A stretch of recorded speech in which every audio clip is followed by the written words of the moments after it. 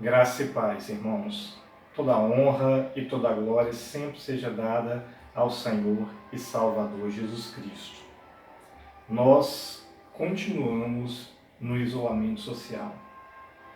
E nesse mês que inicia, a nossa igreja tradicionalmente ela enfatiza a família. Família que, especialmente nesse contexto em que nós estamos vivendo, é muito importante para todos nós, para mim e para você também. Que família é uma bênção de Deus na minha vida, na sua vida, nas nossas vidas. E nesse espírito de gratidão ao Senhor, eu venho compartilhar a reflexão da Palavra de Deus, que se encontra no Novo Testamento, no Evangelho de Mateus, capítulo 19, versículo 3 ao 8, onde está escrito: Aproximaram-se dele alguns fariseus, que o experimentavam, dizendo: É lícito ao homem repudiar sua mulher por qualquer motivo? Respondeu-lhe Jesus: Não tendes lido que o Criador os fez desde o princípio homem e mulher? E que ordenou, por isso deixará o homem pai e a mãe, e unir-se-á a sua mulher, e serão os dois uma só carne? Assim, já não são mais dois, mas uma só carne. Portanto, o que Deus uniu, não separe o homem. Responderam-lhe: Então, por que mandou Moisés dar-lhe carta de divórcio e repudiá-la? Disse-lhes ele: Pela dureza de vossos corações, Moisés vos permitiu repudiar vossas mulheres, mas não foi assim desde o princípio. A origem da família. Que o Senhor nosso Deus abençoe a sua palavra lida e aplique essa palavra em cada coração. A origem da família. Ora, amados, o Evangelho nos ensina que Jesus, sem dúvida, ama a família. O Evangelho também nos ensina que Jesus preserva a família e ensina também que Jesus valoriza a família. E a primeira coisa que eu vejo pensando na origem da família nesse trecho da Palavra de Deus é que a família originalmente é uma instituição divina. Como eu disse, Jesus valoriza a família. Versículo 4, respondendo à questão dos religiosos da época, Jesus diz assim: Não tendes lido que o Criador os fez desde o princípio homem e mulher? Meus amados, quando a família é questionada, quando a família é atacada, e curiosamente que por religiosos que não criam em Jesus como seu Salvador, mostrando a filosofia do mundo, porque, infelizmente, para o mundo, a família ela é uma instituição falida, mas justamente nessa passagem e nesse contexto, Jesus ele relembra que Deus é o autor da família, que foi o Criador quem os fez desde o princípio. E o texto que Jesus utilizou na sua época, sem dúvida, foi Gênesis capítulo 1, versículo 27, onde diz lá no Antigo Testamento, o livro das origens: Criou, pois, Deus o homem à sua imagem. A imagem de Deus o criou, homem e mulher os criou. A família é, portanto, uma instituição divina. Porque Jesus relembra que Deus, ele fez a família. Deus, ele criou o homem e criou a mulher. Mas não apenas isso. Nesse trecho da passagem da palavra de Deus, versículo 6, me chama a atenção porque aqui Jesus, ele relembra outra coisa.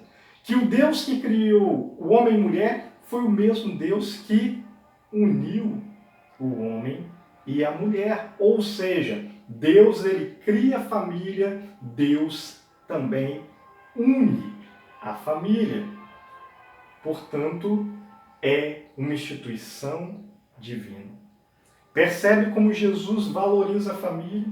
Se a família não fosse importante, se a família não tivesse valor, por que, afinal de contas, Jesus valorizaria tanto a família?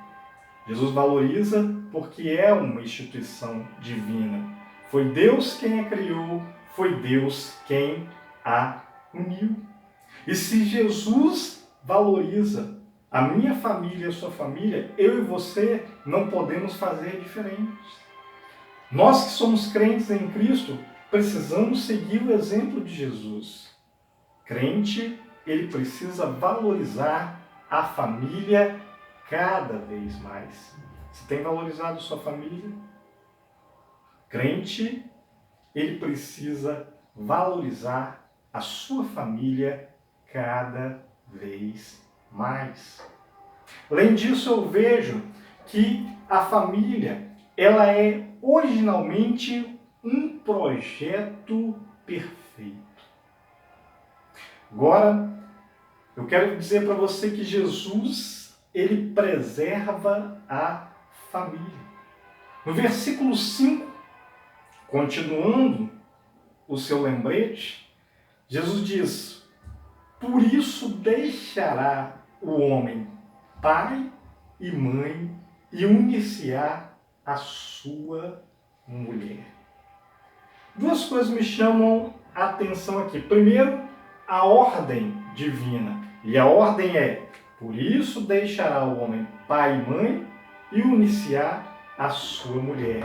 Ou seja, um membro de determinada família, ele vai deixar essa família, essa antiga família, para formar uma nova família.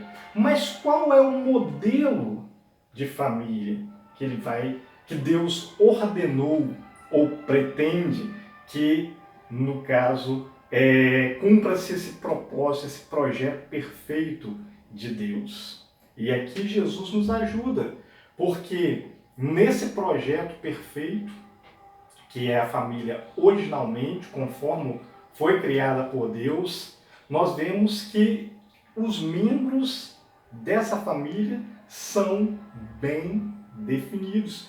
Nesse modelo tradicional que Jesus estabelece aqui, que Jesus, ele, no caso, demonstra todo o seu apoio, nós vemos algumas figuras bem conhecidas dentro da família.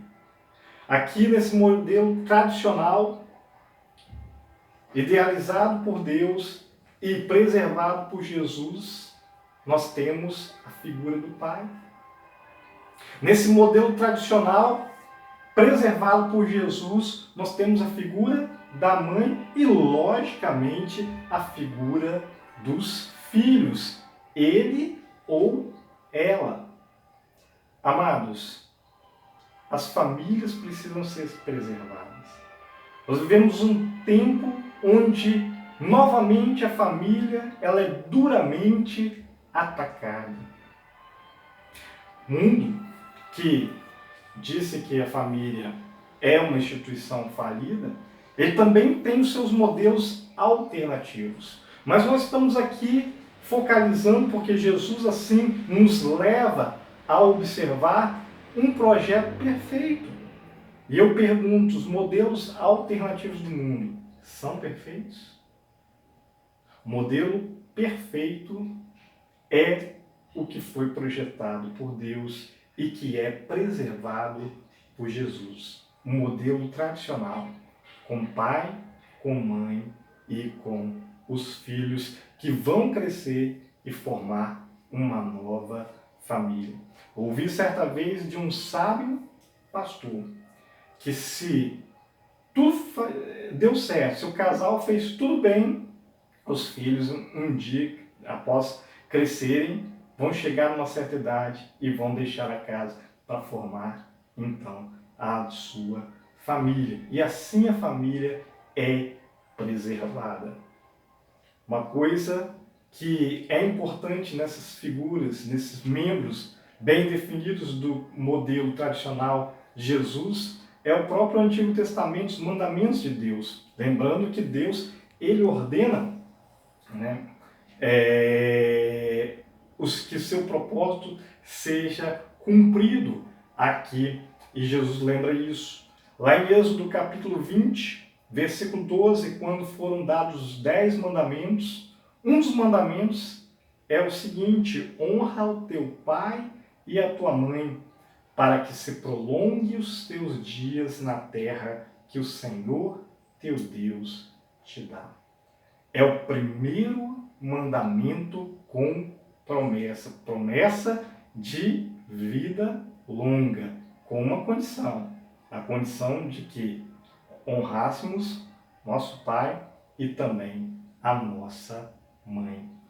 Jesus, ele preserva a família. Ele preserva o modelo tradicional da família.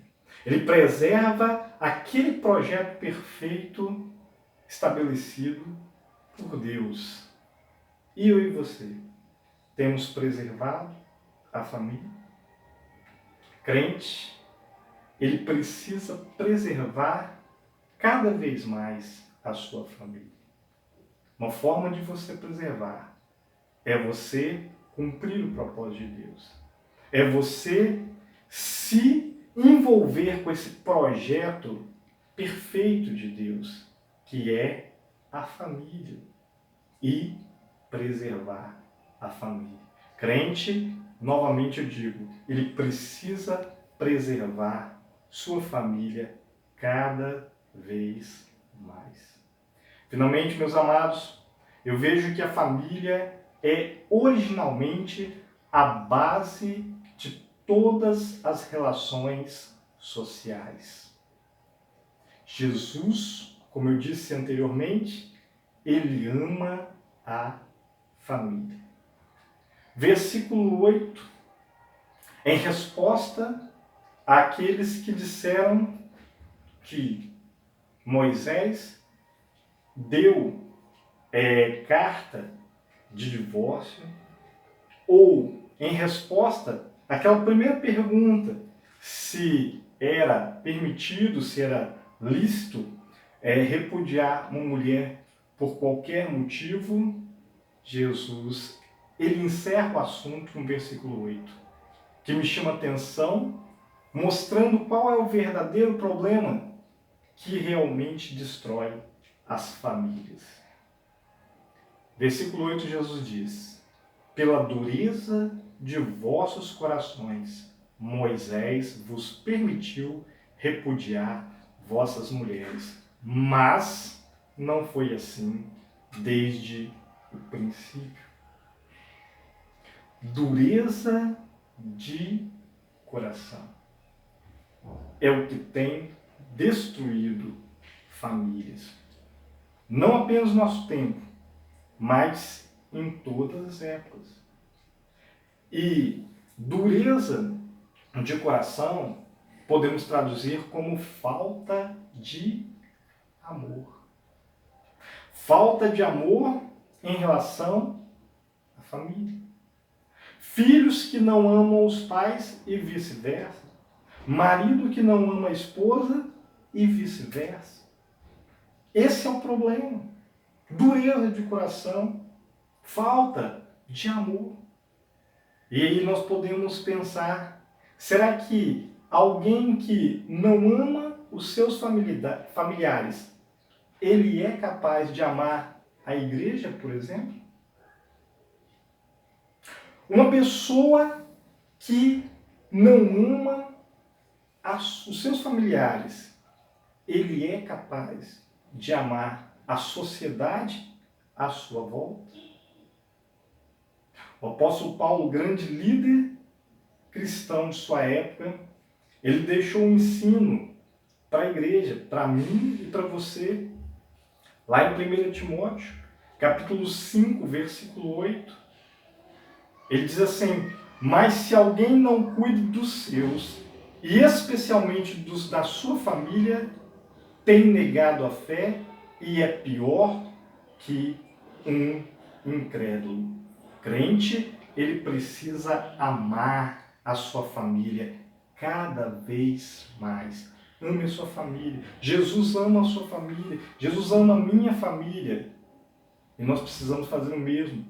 Crente precisa amar cada vez mais a sua família. Um fato que me emocionou muito nessa última semana foi ouvir um noticiário a respeito de um senhor com mais de 90 anos que contraiu o Covid-19 e que saiu do hospital recuperado. E a equipe médica toda deu um testemunho muito bonito a respeito desse homem, que ele era muito bem cuidado pela sua família, pelos seus filhos, né? Todos cuidavam, davam muito carinho, dedicavam muita atenção a ele. Isso foi fundamental na sua recuperação. Que fato maravilhoso, precioso nesse contexto em que nós estamos vivendo. Por isso, novamente eu digo, crente, ele precisa amar cada vez mais a sua família. Eu conheço a história de um artista muito talentoso, mas que ele ainda não tinha feito aquele quadro, aquela que seria a sua obra-prima, a suprema expressão da sua arte. E pensando nesse desafio, ele então decide sair de casa e caminhar por aí. Enquanto ele caminhava, ele encontrou um velho ministro do Evangelho e perguntou a ele: para o Senhor, qual é a coisa mais bela do mundo? A fé, respondeu o velho pastor. E ele começou a seguir o seu caminho, refletindo sobre aquela resposta. Mais adiante, ele encontra uma jovem vestida de noiva e pergunta a ela: qual é a coisa mais bela do mundo? Ah, o amor, respondeu a jovem, muito feliz e muito alegre. E ele continua caminhando, refletindo então naquela resposta. Foi quando ele encontra um veterano de guerra e faz a mesma pergunta. Responde o soldado: a coisa mais bela do mundo é a paz. E ele volta para casa refletindo sobre essas três ideias: a fé, o amor e a paz. Como retratar tudo isso num quadro, num único quadro? E essa tarefa parecia difícil demais enquanto ele retornava para sua casa. E quando ele chegou em casa, ele viu a fé no olhar dos seus filhos. Ele viu o amor no sorriso da sua esposa. E ele viu a paz ali mesmo, no seu ambiente familiar. Isso lhe deu a inspiração que faltava. E então ele pôs-se a pintar aquilo que seria sua obra-prima. E quando terminou, ele chamou o quadro de o lar. Lembre-se, meus amados, crente, ele precisa valorizar cada vez mais a sua família. Crente, ele precisa preservar sua família cada vez mais. E o crente precisa amar cada vez mais a sua família. Que Deus abençoe a todos. Amém.